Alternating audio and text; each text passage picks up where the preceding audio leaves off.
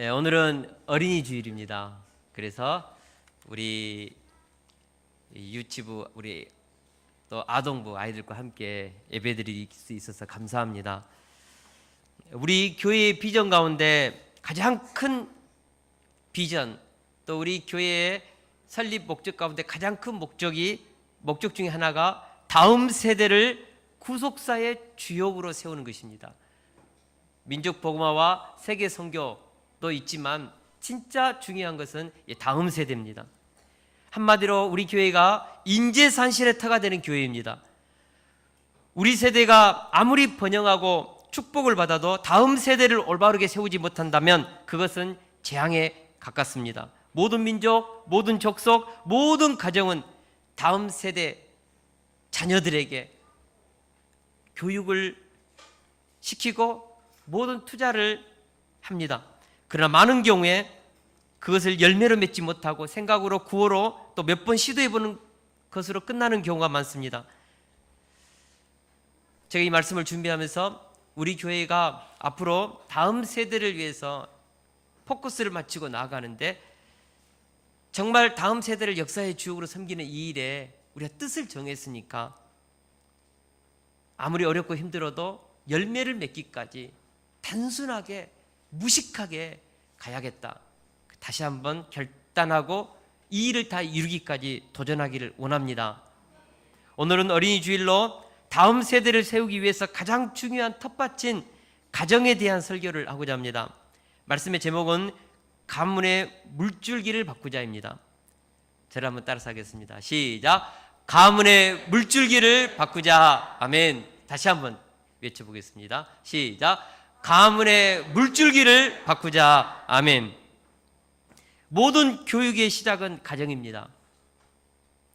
가정교육이 실패하면 교회 교육도, 국가에서 하는 공교육도, 사교육인 학원교육도 다 실패할 수밖에 없는 구조를 가지고 있습니다. 가정교육이 잘 되면 교회에서도, 학교에서도, 심지어는 학원에서도 이게 교육이 됩니다. 아이들의 심령에 가르침이 들어갑니다.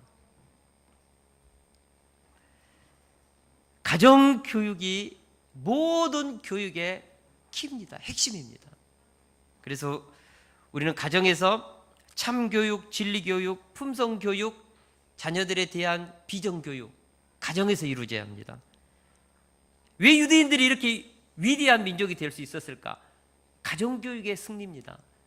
가정교육에서 성공하니까 아이들이 어디를 나가든 어떻게 보면 사막에서도 빌딩을 세우는 위대한 인생을 사는 것입니다. 가정교육의 핵심이 뭘까요? 제가 곰곰이 생각해 봅니다. 부부가 서로 사랑하고 존중하면서 행복하게 사는 것이 가정교육의 키포인트입니다. 자녀들은 부부가 서로 사랑하고 존중하면서 행복하게 사는 모습을 보면서 자신의 삶의 안정감과 함께 자아 존중감을 갖게 됩니다. 그러나 많은 경우 가정이 전쟁터입니다. 서로 비난하고 정죄하고 무시하고 접시가 날아다니고 폭언이 쏟아지고 이런 가정에서 자라난 아이들은 정서가 불안하고 분노가 치밀고 가정에서 쉼을 얻지 못하고 상처가 많은 아이들의 특징은 학교 교육에서도 집중하지 못합니다. 숙제도 깊이 있게 못합니다. 늘 불안하니까. 심지어는 자아 존중도 낮습니다. 열등감에 갖고 있다는 것이죠. 여러분, 만약에 가정에서 아이들이 상처받고 분노가 가득하면요, 자녀들이 나중에 커서 힘이 생기면 반드시 부모를 복수합니다. 여러분, 자녀에게 복수당하는 부모가 되지 않기를 원합니다. 그래서 중요한 것은 가정이 뭐가 돼야 합니까? 행복의 터가 돼야 됩니다. 할렐루야. 가족 심리치유 전문가인 최강현 교수님이 쓴 가족의 두 얼굴이라는 책이 있습니다. 이 책에 보면 결혼 생활이 힘들고 어려운 사람들에게는 일정한 특징이 있다고 합니다. 바로 대형마트에 가면 1+1 행사가 있지 않습니까? 하나를 사면 하나를 더해주는 바로 그것인데, 그런 마케팅인데, 힘든 부부와 가족에게도 1+1의 원리가 적용된다는 것입니다. 많은 경우 부부관계가 힘들수록 서로에게 책임을 전가합니다. 서로 성격이 너무나 다르고 너무 이기적이고 욕심이 많고 내 마음을 몰라주고, 그래서 우리는 애초부터 잘못된 만남이다라고 그렇게 생각을 합니다. 그래서 상대방에게 모든 비난의 화살을 퍼붓습니다. 불행한 결혼의 일은 바로 상대방의 실망스럽고 잘못된 모습에서 찾을 수 있습니다. 분명합니다. 그러나 여기에 하나를 더 보태야 합니다. 그것은 각자 배우자가 어린 시절 경험한 부모의 결혼 생활과 그때 받았던 상처입니다. 이 둘이 합쳐서 1+1을 이루어서 현재 불만과 짜증, 분노로 일그러진 가족이 된다는 것입니다. 여러분, 결혼 생활하면서 부부싸움 할 때 상대방에게만 모든 가정의 불행의 책임을 떠맡기지 말고 또 하나의 일, 나에게서도 찾아야 한다는 사실입니다. 만약 상대방에게서만 불행의 원인을 찾는다면 우리는 결코 행복한 가정을 이룰 수 없습니다. 나의 지난날의 상처와 아픔을 보는 것이 필요합니다. 여러분, 사람은 잘 변하지 않는데 상대방을 변화시키려고 온통 에너지를 쏟는 일은 밑빠진 독에 물붓기입니다.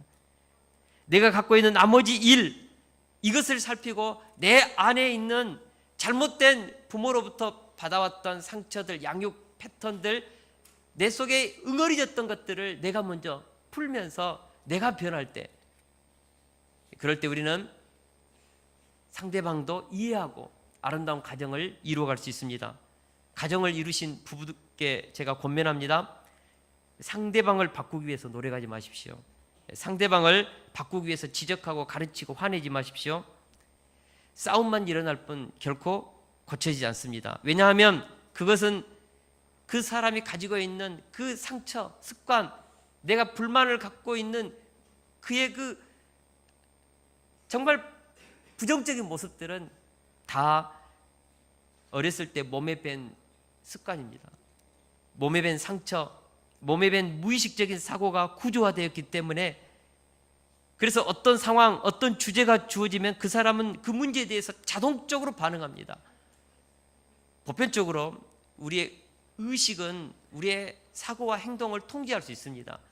그러나 무의식 속에 잠재되어 있던 감정, 그 무의식 속에 담겨 있었던 어떤 상처는 어떤 상황과 어떤 언어가 터지면 자기도 통제하기 어려울 정도로 그냥 말이 나와요. 그냥 얼굴빛이 변해요. 그냥 그 상황에서 분노가 막 화살처럼 터지는 것이죠.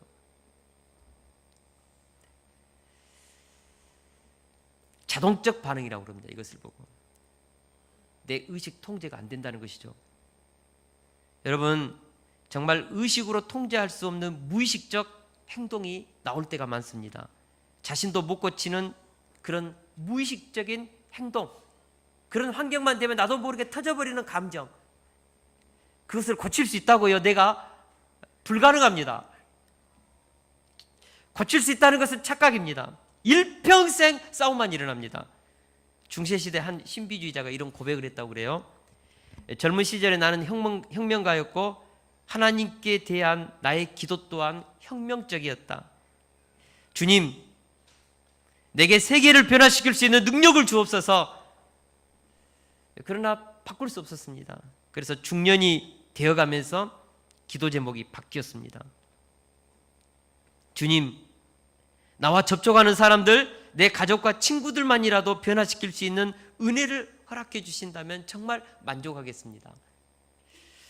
이제 노인이 되고 나의 연수가 거의 다했음을 느끼고 나서야 내가 얼마나 어리석었는가를 그때야 깨달았습니다.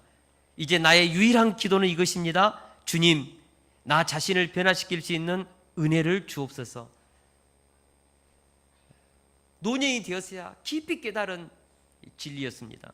내가 처음부터 이렇게 기도했더라면 내 인생을 이렇게 허비하지 않았을 텐데, 그렇게 한탄했다는 중세 신비주의자의 한 글이 있습니다.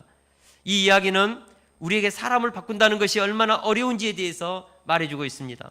가정에서도 동일합니다. 어린 시절부터 부모님들로부터 받았던 그 양육 패턴, 이것은 하루아침에 바뀌지 않습니다. 3살 버릇 80까지 갑니다. 어렸을 때 몸에 밴 습관, 상처, 신념, 체계는 경관진이 되어서 쉽게 무너지지 않습니다. 더 놀라운 것은 부모의 양육 패턴이 대물림된다는 사실입니다. 내 부모가 나를 키운 방식으로 나도 아이를 키우고 있다는 사실입니다. 인간은 듣지 않는 말을 할 수 없습니다. 다시 한번 말합니다. 인간은 듣지 않는 말을 할 수 없습니다. 우리가 자녀들에게 내뱉는 모든 말은 내가 어렸을 때부터 들었던 말, 무의식 속에 내 부모로부터 받았던 양육, 이런 것들이 잠재되어서 어느 순간에 내 자녀에게 나오는 것이죠. 우리가 하는 말은 다 들었던 언어를 내뱉고 있습니다. 우리가 자녀를 키우면서 하는 말은 사실 부모님들에게 양육받으면서 들었던 말을 나도 모르게 어떤 상황에서 그렇게 내뱉고 있다는 사실입니다. 부부관계도 그렇습니다.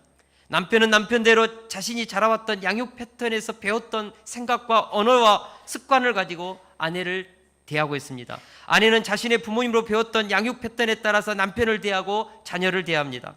내 안에 내가 살고 있는 것이 아니라 부모님이 내뱉었던 그 잔소리, 가정 환경에서 익힌 습관, 상처, 아픔이 내 속에 살고 있습니다.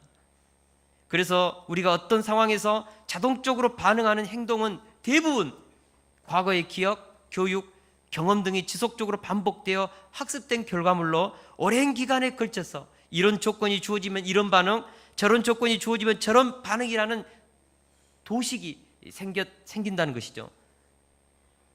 그러므로 우리가 가정생활을 할 때 마음에 들지 않는 아내의 모습, 남편의 모습을 바뀌어버려야겠다, 내가 변화시켜야겠다는 이런 마음은 버려야 합니다. 여러분, 바꿀 수 없는 상대방을 바꾸려고 온통 에너지를 쏟지 말고 바꿀 수 있는 나부터 바꾸십시오. 그러면 가정에서 전쟁이 사라집니다. 가정 속에서 잔소리와 비난과 정죄와 판단이 사라집니다. 저희 아내는요, 청소를 정말 잘 못합니다. 결혼 생활하고 나서 몇 번 신혼 때 청소를 하더니 그 이후부터는 청소를 잘 못해요. 내가 봤을 때 이것저것 딱 치우면 되겠는데 못 치워요. 청소를 해놔도 너무 허점이 많아요. 그래서 제가 처음에는 못하니까 내가 해야죠. 저는 청소에 이미 막 그냥 습관화 돼가지고, 제가 2남 3녀의 장남이거든요. 4살 때부터 밥을 했습니다. 부모님도 일하고 오면 다 상 차려놓고 기다리고 있었습니다. 동생들 청소담보 싹 정해놓고 이거 돼 하고 제가 청소를 했어요. 궁시렁궁시렁 했죠. 그랬더니 그렇게 하려면 청소하지 말라고. 그래서 제가 가만히 생각해 보니까 우리 아내의 어린 시절, 그 어렸을 때 집안 청소를 하면은 그 같이 고모가 살고 있었는데 얼마나 완벽주의자인지, 먼지 하나만 있어도 청소를 이따위로 했냐고, 걸레 다시 빨아와라, 이렇게 해야 된다, 잔소리하고 청소해 놓으면은 앞으로 너 시집가서 어떻게 살라고 하냐고 매 이렇게 막 잔소리하고 비난하고 정죄하니까 청소만 하면 이게 스트레스가 되는 거예요, 이분은. 그래서 제가 어느 날 우리 아내는 청소는 아니구나 하고 제가 청소하는 것에 영접했습니다. 그래서 제가 집안 청소, 화장실 청소는 제가 다 합니다. 근다고 해서 뭐 아내가 한 번도 안 한다는 것은 아니고 가끔 하는데 제가 거의 다 합니다. 영접을 했습니다. 제가 청소하는 것을 내 가정에서 영접했습니다. 그래서 이 부분에서는 우리 가정에는 전쟁이 없습니다. 그리고 아내도 요구하지도 않습니다. 여러분, 우리 남편들, 아내들 안에는 어렸을 때 자라왔던 양육 패턴, 부모로부터 배워왔던 어떤 상처, 이것들이 있습니다. 이것들은 안 바뀌어요. 안 바뀝니다. 쉽게 안 바뀝니다. 각인된 신념 체제가 그 사람 안에 있습니다. 그거 뜯어 바꾸겠다고요? 인정하세요. 그냥 그 부분은 그럴 수밖에 없구나 하고 수용하세요. 그럴 때 가정에 뭐가 사라집니까? 전쟁이 사라집니다. 에베소서 6장 4절 말씀을 같이 한번 읽겠습니다. 에베소서 6장 4절 말씀 시작. 또 아비들아 너희 자녀를 노엽게 하지 말고 오직 주의 교훈과 훈계로 양육하라. 아멘. 여기서 우리 가정 속에는 자녀들을 노엽게 하는 부모님들의 언어, 습관, 잘못된 행동이 있다는 것이죠. 여러분, 자녀들의 가슴 속에 아무리 훌륭한 부모도 그 자녀에게 한번 심층 있는 인터뷰를 해보세요. 다 자기 부모에 대한 원망, 불편, 상처, 아픔이 다 있습니다. 가정마다 자녀들을 노엽게 하는 가정의 문화가 있습니다. 자녀들 가슴속에 우리 부모님은 저 말만 안 했으면 좋겠는데, 우리 엄마는 제발 나에게 이렇게 대하지 않았으면 좋을 텐데, 그런 태도, 그런 언어, 그런 잔소리가 다 있습니다. 너는 공부 왜 그렇게 못하니? 너는 언니 좀 닮아라. 그것도 못해? 아이고 그럴 줄 알았다. 내가 하는 일이 항상 그렇지. 너 때문에 못 살아. 누굴 닮았니? 으이그 너 보면 미쳐. 이 자기도 모르게 막 이런 언어들이 우리 엄마들 또 아버님들 언어 속에 있습니다. 그리고 자신도 모르게 요구하고 잔소리를 합니다. 왜요? 사실은 그것이 엄마의 어렸을 때부터 몸에 밴 습관, 언어들, 상처들이 자녀들에게 대물림하고 있는 것입니다. 여러분, 가정마다 분명히 자녀들을 노엽게 하는 완벽주의 양육, 강압하는 양육 태도, 잘못된 행동을 무참히 응징하는 양육, 응징, 또 자녀를 원하는 대로 내버려 두는 방치, 가이드라인을 좀 정해줘서 딱딱 해줘야 되는데 다 하도록 내버려 두는 방치. 그래서 자녀가 방치 속에 자라는 경우도 있습니다. 심지어는 자녀의 요구를 거부하는 그런 거부 양육 태도, 부모님이 알아서 다 해줘서 자녀를 완전히 유약하게 만들어내서 아무것도 못하는 바보로 만들고, 결혼해서도 엄마가 뒷바라지 해줘야 되는 유약, 이런 것들이 오늘날 우리 자녀들에게 있습니다. 누가 만들었다고요? 부모들이 만든 거예요. 엄마가 만든 것입니다. 그런 양육 태도를. 그리고 그 아이들에게는 대물림에서 그 상처와 교육이 습관에 의해서 또다시 손자 손녀를 자기 자녀들이 그렇게 키우고 있습니다. 나중에 한번 봐보세요. 저는 유독 아버지로부터 인정을 받지 못했습니다. 열심히 일을 해도, 공부를 잘해서 상장을 받아와도 잘했다, 네가 자랑스럽다, 사랑한다, 이 말을 좀 제가 어렸을 때 듣고 싶었거든요. 근데 제 아버님도 한 번을 듣지 못했습니다. 또 우리 아버님은 역시나 할아버지로부터 듣지 못했습니다. 가정에서 둘째로 자라오면서 일만 소처럼 일만 시켰습니다. 심지어는 군대를 가야 되는데 우리 할머니가 군대를 보내지 않았습니다. 일하고 있는데, 결혼해가지고 일하고 있는데 헌병대가 와서 잡아갔대요. 제 아버님의 인생을 보면 아버님은 속으로만 사랑했지 한 번도 언어로 표현하지 않았습니다. 제가 신학대학원에서 전국 신학교 협의회에서 최우수 논문상을 받았거든요. 그때 제 여동생이 오빠 상 받을 때 아빠 울었어. 근데 저를 만나서는 아무 말 하지 않았습니다. 제 가슴 속에는 아버지로부터 아들아 사랑한다, 자랑스럽다, 이 인정 좀 한번 받고 싶었는데 아버지로부터 인정을 받지 못하니까 인정에 대한 욕구가 저에게는 엄청나게 있습니다. 제 아내가 조그만 언성이 높이고 막 하면은 저는요 무시당한다고 생각해요. 나를 무시한다고. 저는 우리 부모로부터 받았던 이 양육 패턴 속에서, 양육 어떤 그런 습관 속에서 나는 인정에 대한 목마름이 있습니다. 이것은 사람들에게 인정받고 칭찬해도 잘 채워지지 않는 제 욕구 결핍이 내 속에 깊이 각인된 것이죠. 이것이 저만 있는 것이 아니고 여러분들에게도 여러 가지 형태로 다 그 욕구가 채워지지 않는 결핍이 있습니다. 다들.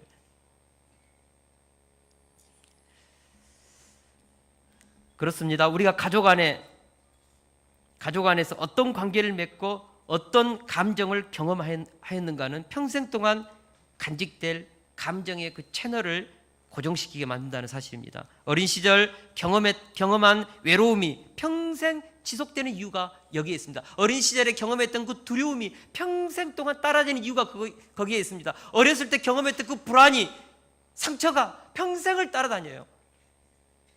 여러분, 그래서 애로움이 밀려오고 두려움이 밀려오고 불안이 밀려오면 그렇게 말하세요. 그래, 이것은 저 사람 때문이 아니라 내 안에서 오는 거야.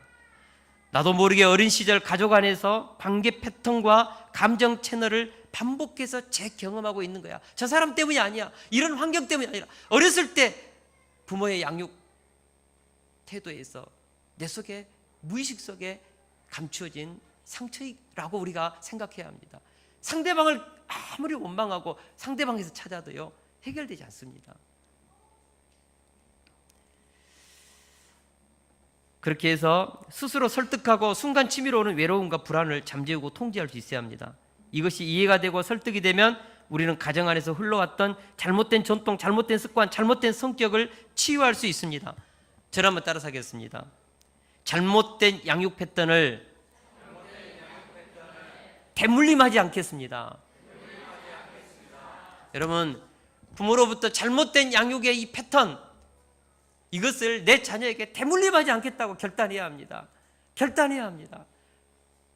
이거 지금 내 대에서 이거 끊어내지 못하면 두고 보세요.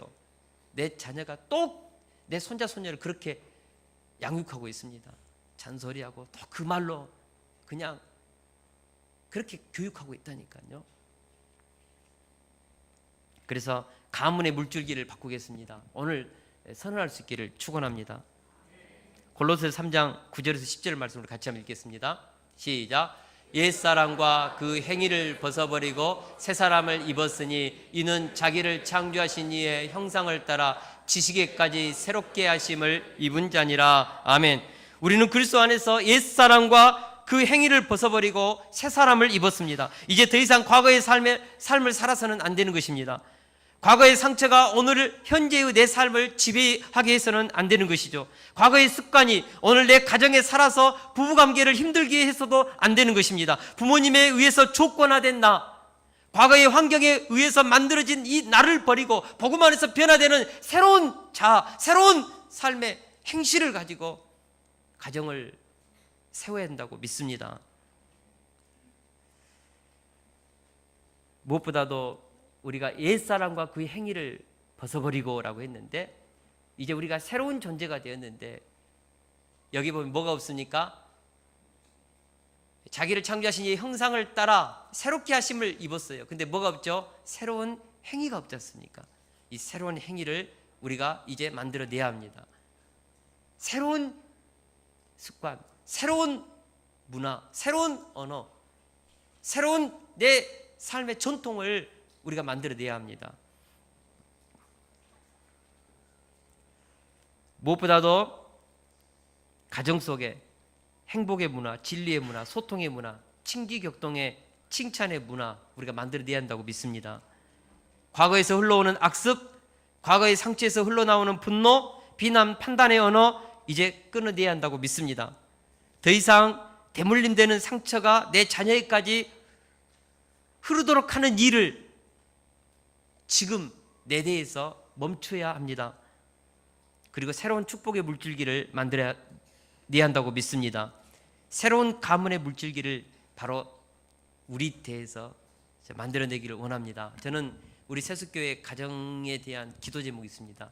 기독교 명문 가정을 만들어내는 우리 가정들. 할렐루야. 기독교 명가를 만들어내야 합니다. 이것을 위해서 우리가 분명하게 세워야 할 신앙 교육의 원칙이 있습니다. 우리 잠언 1장 7절 8절을 같이 한번 읽겠습니다. 잠언 1장 7절 8절.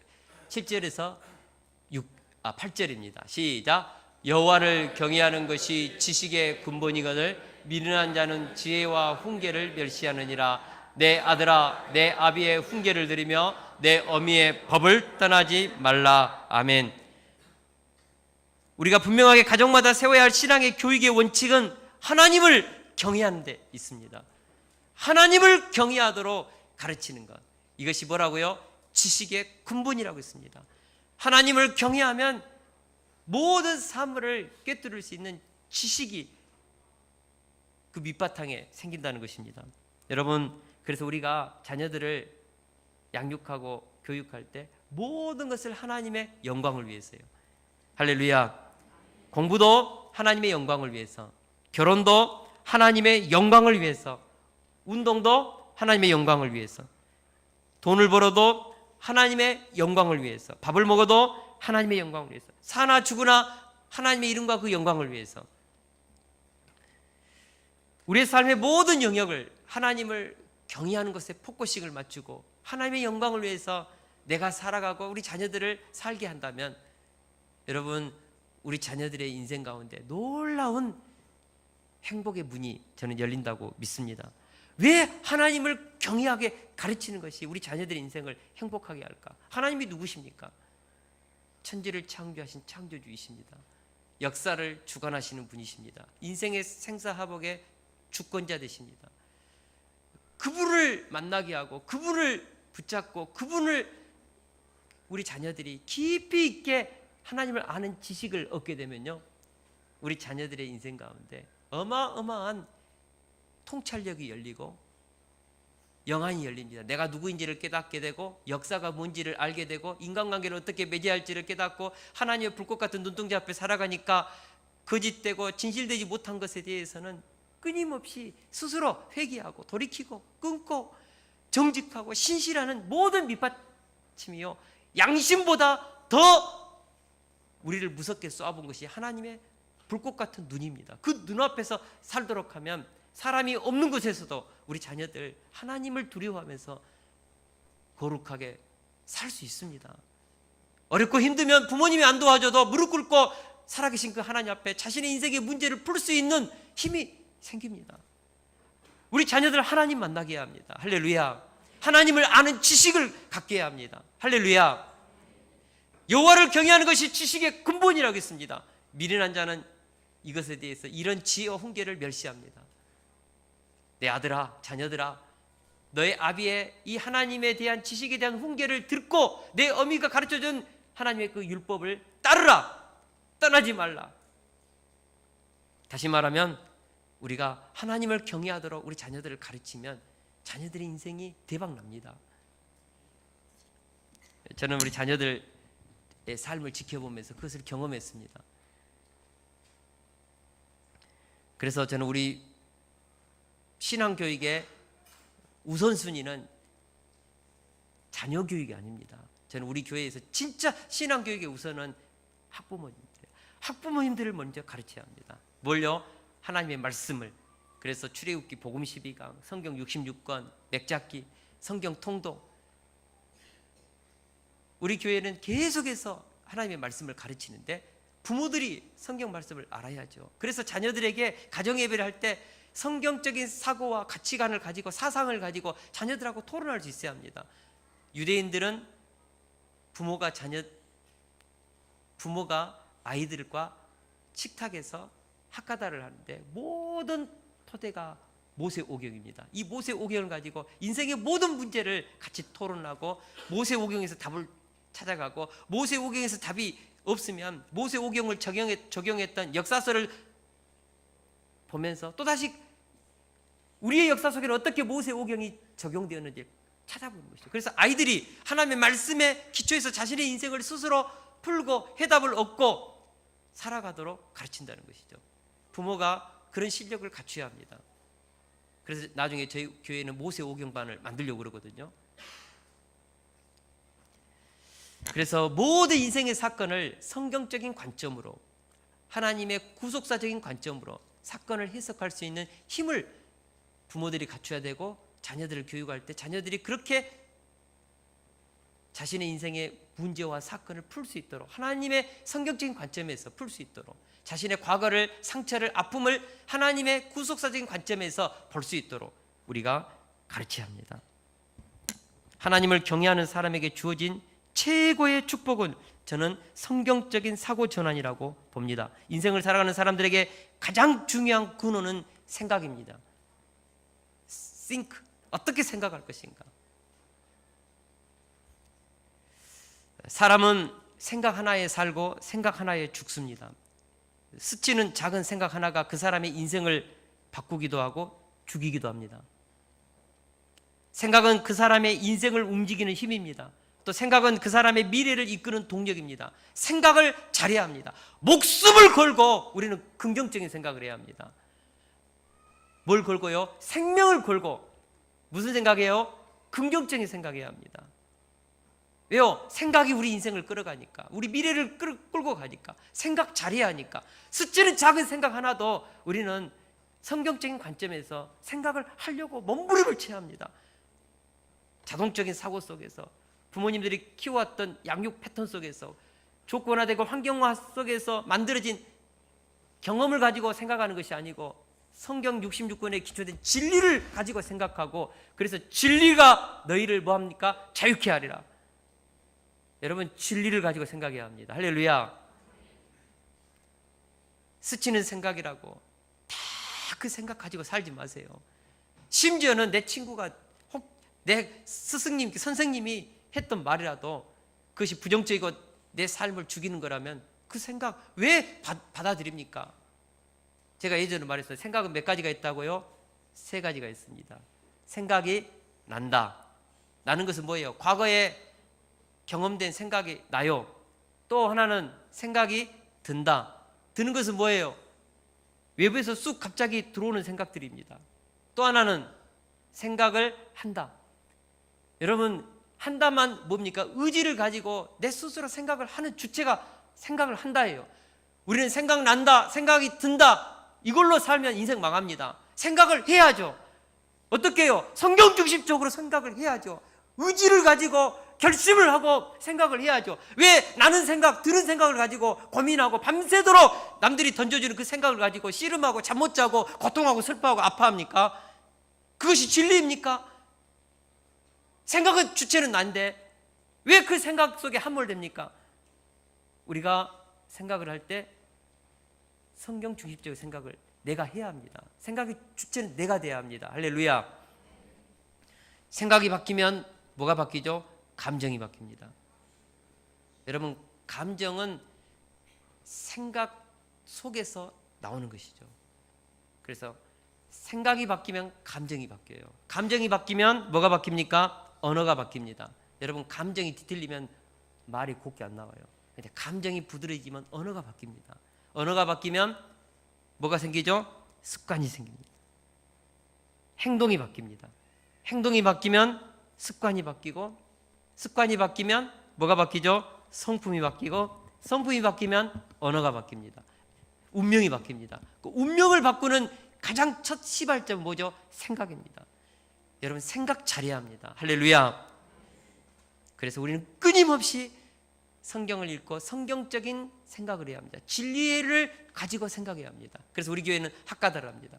여러분, 학가다는 계속해서 하나님의 말씀을 읊조리면서 생각을 하나님의 말씀 중심적으로 하는 것이죠. 실제적으로 있었던 이야기입니다. 한 어머니가 어린이집 모임에 참석했습니다. 어린이집 선생님이 그 어머니에게 말했습니다. 아드님은 산만해서 단 3분도 앉아있지 못합니다. 어머니가 그 유치원 선생님의 그 말을 듣고 눈물이 글렁글렁 맺혔습니다. 그러나 어머니는 아들과 집으로 돌아오는 길에 말했습니다. 선생님께서 너를 무척 칭찬하셨어. 의자에 앉아있기를 1분도 못 견디던 내가 이제는 3분이나 앉아있다고 선생님이 칭찬해줬다. 이렇게 그 아이한테 말해 주었습니다. 그러면서 다른 엄마들도 모두 엄마를 부러워하더라. 그날 아들은 평소와 달리 밥투정도 하지 않고 밥을 2공기나 뚝딱 비웠습니다.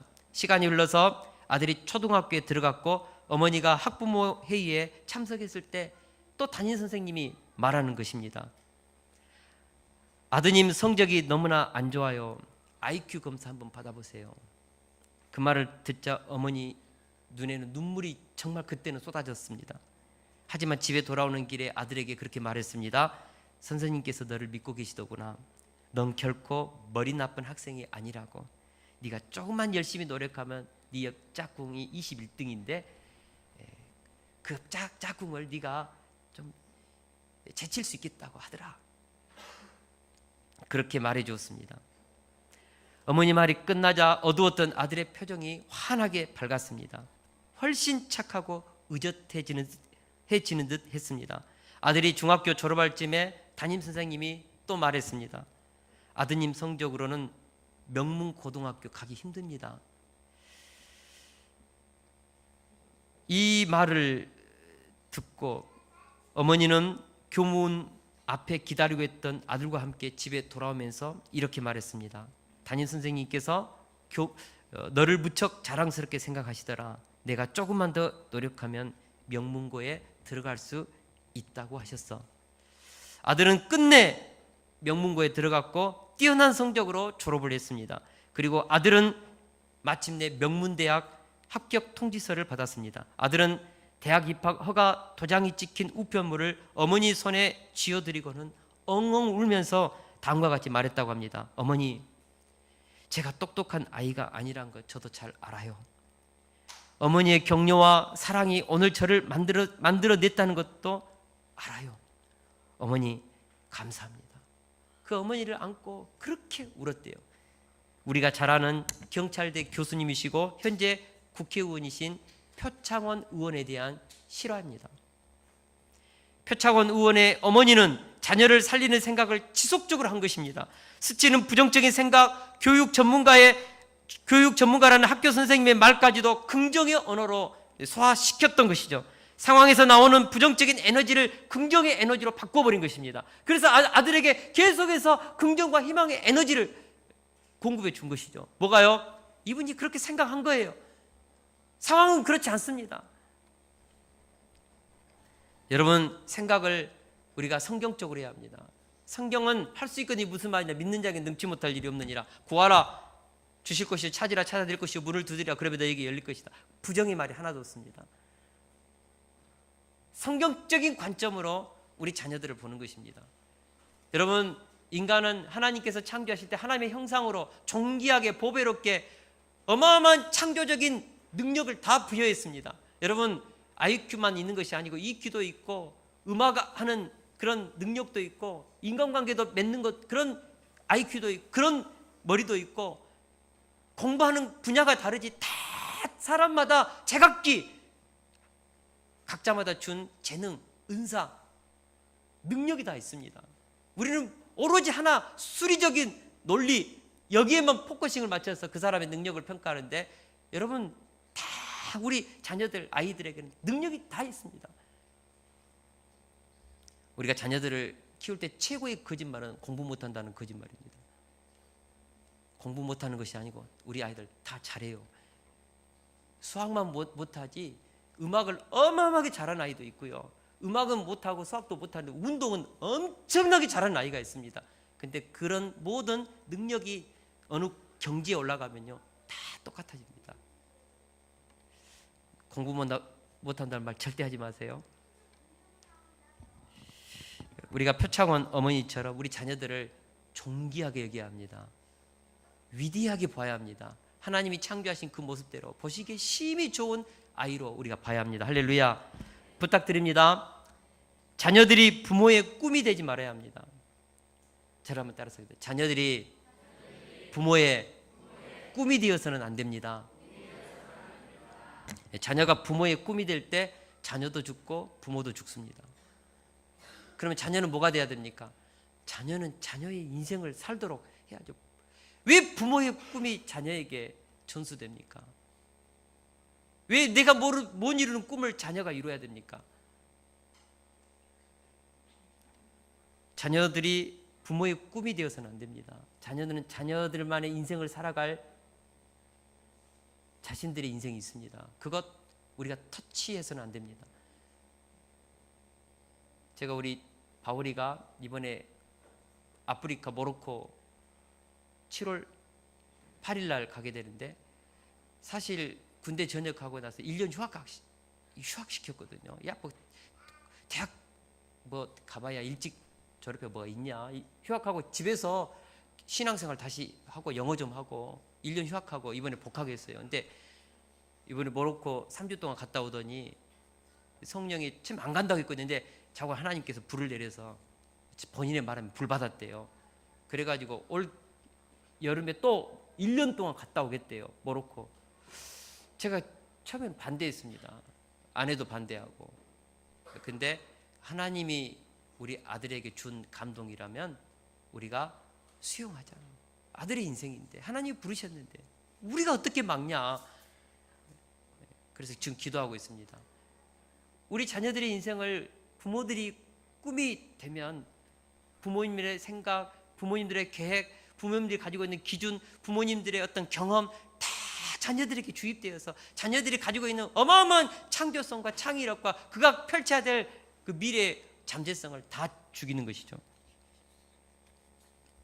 자녀는 자기 인생을 살도록 해야 합니다. 부모는 부모의 인생을 행복하게 살면 되는 것이죠. 그리고 자녀가 하나님 앞에서 자신의 사명, 자신의 인생을 찾아가도록 우리는 격려하고 지지하고 그렇게 박수 쳐주고 하면 됩니다. 그럼 하나님께서 그들의 인생을 그들이 하나님이 되셔서 책임지십니다. 우리 이것을 믿어야 합니다. 절대 자녀는 부모의 꿈이 되어서는 안 됩니다. 그러면 둘 다 죽습니다. 둘 다 죽습니다. 한 나라에는 그 나라를 지탱하는 정신이 있습니다. 제가 이번에 연휴 기간 동안 그 일본의 영화 하나를 봤거든요. 사무라이, 마지막 사무라이. 사무라이 영화를 보면서 일본의 그 사무라이 정신에 대해서 다시 한번 생각하게 됐어요. 900년 동안 일본을 지탱했던 그 사무라이 정신이 있더라고요. 이것이 나중에 가미가제가 되고 일본만의 독특한 정신입니다. 이 스피릿이 일본을 위기 때 세우는 힘이죠. 우리나라에는 뭐가 있죠? 화랑도 정신, 그리고 선비 정신이 있습니다. 화랑도 정신은 삼국을 통일했던 정신이고 선비 정신은 조선 500년의 역사를 지탱했던 힘이었습니다. 미국에는 프론티어 스피릿이 있습니다. 개척 정신, 서부 개척 때 이루었던 위험과 모험을 할 수 있는 그런 스피릿이 있습니다. 그래서 달나라 막 화성까지 보내지 않습니까? 프론티어 스피릿이 있습니다. 그런 스피릿이 한 나라를 지탱하죠. 가문에는 가문의 스피릿이 있어야 합니다. 우리 가문의 정신 있어야 합니다. 저는 우리 세수 예전에 우리가 가훈 세우기 했지 않습니까? 저는 우리 세수교회 가운데 가훈을 만들어야 합니다. 할렐루야. 다 가훈 붙여놨죠. 더 가훈을 다듬고 다듬어서 앞으로 3대, 4대, 5대, 6대, 7대까지 흘러보낼 수 있는 가훈 정교하게 다듬어서 가훈을 세우고 그 스피릿을 기초로 해서 가문을 일으켜야 합니다. 근데 그 가훈은 사상적 기반이 뭐가 돼야 됩니까? 성경 66권의 말씀이 돼야 됩니다. 이 말씀의 토대 위에서 우리 가훈을 세우십시오. 우리 집 가훈도 3가지 있거든요. 가정은 천국이다. 그래서 우리 가정에서는 천국 언어 쓰기. 2번째, 인간관계는 의리다. 그래서 한 번 약속했으면 손해보더라도 지켜라. 그리고 인생은 선택이다. 한 번 선택할 때 최소한 3번 기도하고 3사람에게 물어보고 결정해라. 이제 우리 나름대로 이제 그런 가훈을 이제 가졌는데, 이제 우리가 가정마다 가훈이 있습니다. 특별히 우리 자녀들 이제 지금 초등학교 들어가는 우리 부모님들은 충분히 지금 할 수 있습니다. 잘 지금부터 기도하고 할머니 할아버지 되신 분들도 지금부터 잘 기도해서 자녀들 잘 손자 손녀들 나중에 잘 양육하면 됩니다. 좌우간 명가를 만들어내야 합니다. 할렐루야. 명문가정 세울 수 있기를 축원합니다. 잘못된 대물림 끊어버리고 가문에게 축복의 물줄기를 내대에 다시 만들겠습니다. 오늘 이 결단을 해낼 수 있기를 축원합니다. 다시 한번 부탁드립니다. 부모로부터 받은 양육 패턴의 언어, 습관, 문화, 내 삶의 배인, 몸에 배인 상처들 십자가의 복음 안에서 다 해결하시고 이제는 새 존재가 되어서 새 행실을 만들어서 새로운 가정의 문화를 만들어 내십시오. 내가 아브라함이 됩니다. 축복의 물줄기를 내대로부터 다시 흘러보내는 그런 은혜와 그런 기적이 우리 모든 세속교회 성도들 가정마다 있을 수 있기를 축원합니다.